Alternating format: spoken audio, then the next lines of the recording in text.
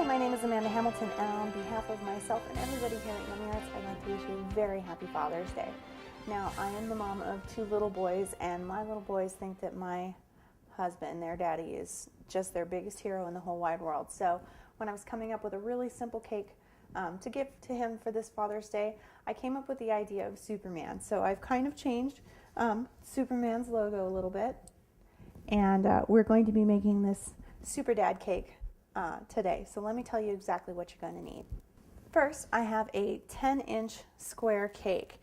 Now obviously it's no longer square, that I've already iced in blue fondant.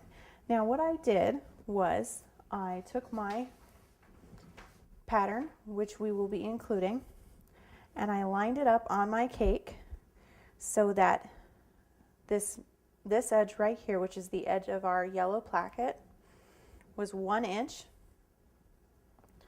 from all edges. And then I went ahead and scored my cake and cut that whole top part off. Really simple, very easy to do. Once it's trimmed, you get it covered with a nice bright blue fondant and you're ready to go. In addition, we have some red and some yellow fondant, just your classic kind of primary colors. Some vegetable shortening and cornstarch, and this is just to make working with our fondant a little bit easier. Our pattern, of course, a small acrylic rolling pin. A large pin will work too. This is just for rolling out our fondant for cutting out our design.